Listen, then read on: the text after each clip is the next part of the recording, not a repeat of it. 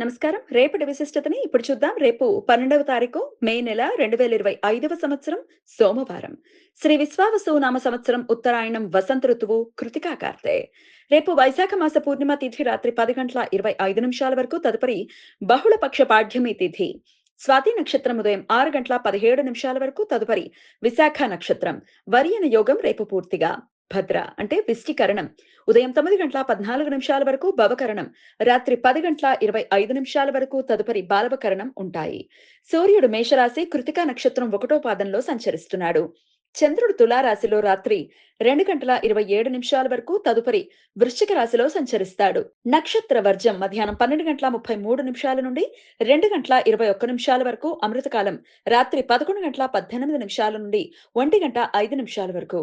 హైదరాబాద్ ప్రాంతం వారికి రేపు సూర్యోదయం ఉదయం 5:45 సూర్యాస్తమయం సాయంత్రం 6:40 చంద్రోదయం సాయంత్రం 6:29 చంద్రాస్తమయం లేదు. అభిజిత్ ముహూర్తం పగలు 11:47 నుండి మధ్యాహ్నం 12:38 వరకు, దుర్ముహూర్తం మధ్యాహ్నం 12:38 నుండి 1:30 వరకు, మరలా మధ్యాహ్నం 3:13 నుండి సాయంత్రం 4:05 వరకు.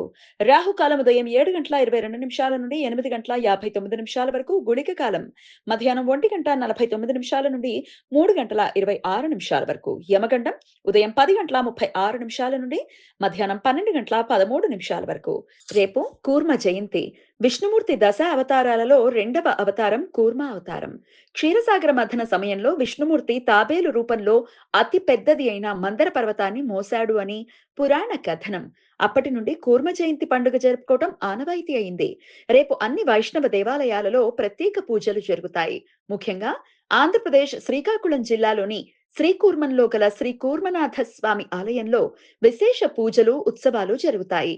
రేపు భక్తులు ఉపవాసం ఉండి వేదమంత్రాలతో విష్ణు సహస్రనామ స్తోత్ర పారాయణతో విష్ణుమూర్తిని పూజిస్తారు. రేపు పూర్ణిమ తిథి రాత్రి 10:25 వరకు ఉన్నది కాబట్టి రేపు మహా వైశాఖి. రేపు భక్తులు ఉపవాసం ఉండి శ్రీ రమా సహిత సత్యనారాయణ స్వామి వ్రతం చేసుకోవటం ఆచారం, సాంప్రదాయం. రేపు బుద్ధ పూర్ణిమ. గౌతమ బుద్ధుని జన్మ వివరాలు స్పష్టంగా తెలియనప్పటికీ వైశాఖ పూర్ణిమ రోజు బుద్ధునికి జ్ఞానోదయం అయినది అనే నమ్మకంతో రేపు బుద్ధ పూర్ణిమగా బుద్ధ జయంతిగా పరిగణిస్తారు. ఉత్తర భారతదేశంలో బుద్ధుణ్ణి విష్ణుమూర్తి 9వ అవతారంగా భావిస్తారు. కానీ బౌద్ధులు ఈ ఉదంతాన్ని నమ్మరు. తమిళ సాంప్రదాయం ప్రకారం చిత్తిరై నెల అంటే మేషమాసంలో వచ్చే పౌర్ణిమని చిత్ర పౌర్ణిమ పండుగగా జరుపుకుంటారు. రేపు యమధర్మరాజుకి సహాయకుడు, తమ్ముడు అయిన చిత్రగుప్తుల వారి జయంతి అని తమిళుల నమ్మకం. రేపు చిత్రగుప్త పూజ. రేపు అర్ధనారీశ్వర పూజ. శరీరంలో సగం స్త్రీ రూపంతో ఉండే శివుణ్ణి అర్ధనారీశ్వరుడు అని అంటారు. రేపు అర్ధనారీశ్వరుణ్ణి దంపతులు పూజించటం వలన సుఖ దాంపత్యం కలుగుతుంది అని నమ్మకం. రేపు సంపత్ గౌరీ వ్రతం. లక్ష్మీదేవి గౌరీదేవుల అనుగ్రహం కోసం స్త్రీలు ఈ వ్రతం ఆచరిస్తారు.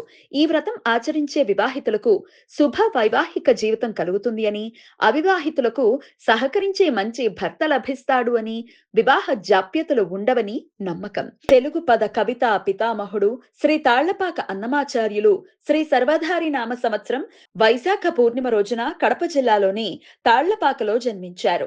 వారి 95 సంవత్సరాల వయసులో 1503లో అంతర్ధానం అయ్యారు. వాగ్గేయకారుడు అయిన అన్నమయ్య శ్రీ వెంకటేశ్వర స్వామివారిని కీర్తిస్తూ దాదాపు 32,000 కీర్తనలు రాసి పాడారుట. వీరు సంగీత లక్షణాల గురించి సంకీర్తన లక్షణము అనే ప్రామాణిక గ్రంథం రాశారు. రేపు అనువాదానం. వైష్ణవులు రేపు ఉపవాసం ఉండి ఎల్లుండి ఇష్టి రోజు యజ్ఞం చేస్తారు. మాస శూన్య నక్షత్రం శనివారం రాత్రి 3:15 నుండి రేపు ఉదయం 6:17 వరకు ఉంటుంది. వైశాఖ మాసంలో వచ్చే చిత్తా స్వాతి నక్షత్రాలను మాస శూన్య నక్షత్రాలు అని పిలుస్తారు. ఈ సమయంలో శుభకార్యాలు చేయటానికి అనుకూలం కాదు. రవి పంచశలాక భేద రేపు రాత్రి 2:27 నుండి ఎల్లుండి ఉదయం 9:09 వరకు ఉంటుంది. రవిగ్రహం కృతికా నక్షత్రం 1వ పాదంలో సంచరించే సమయంలో చంద్రగ్రహం విశాఖ నక్షత్రం 4వ పాదంలో సంచరిస్తున్నప్పుడు ఈ వేధ ఏర్పడుతుంది. ఈ సమయంలో శుభకార్యాలు చేయటానికి అనుకూలం కాదు. విశాఖ నక్షత్రం తులారాశిలో మొదటి 3 పాదాలు, వృశ్చిక రాశిలో 4వ పాదం ఉండి మిశ్ర మరియు సాధారణ స్వభావం కలిగిన 4 తారకల సముదాయం ఈ నక్షత్రం. ఈ నక్షత్రానికి గ్రహ ఆధిపత్య దేవత గురువు. గురు నక్షత్రాలు అయిన పునర్వసు, విశాఖ, పూర్వభాద్ర నక్షత్రాలు మొదటి 3 పాదాలు ఒక రాశిలో, 4వ పాదం తర్వాతి రాశిలో ఉండటం వలన గురు నక్షత్రాలను త్రిపాద నక్షత్రాలు అని పిలుస్తారు. ఇంద్ర మరియు అగ్ని తత్వాలు కలగలిపిన శక్రాగ్ని అనే దేవత సంరక్షకుడు. ముహూర్త నిర్ణయ విషయంలో విశాఖ నక్షత్రానికి సామాన్య ప్రాధాన్యత ఉంటుంది. విశాఖ నక్షత్ర సమయంలో లలిత కళలు నేర్చుకోవటానికి, చేతి వృత్తి పనులు, వస్త్ర ఆభరణాలు తయారు చేయటానికి, ఔషధాలు తయారు చేయటానికి, అమ్మటానికి అనుకూలం. నారద సంహిత ప్రకారం పాటలు పాడటం నేర్చుకోవటానికి, స్త్రీ సాంగత్యానికి, శృంగార కార్యకలాపాలకు కూడా అనుకూలం. ఈ సమాచారాన్ని మనకు అందించిన వారు మేడికొండూరు విశ్వనాథ్ ప్రసాద్ గారు. ఆయనకు కృతజ్ఞతల్ని తెలియజేస్తూ నారాయణ స్మరణతో సమస్త సన్మంగళాని భవంతు. నమస్కారం.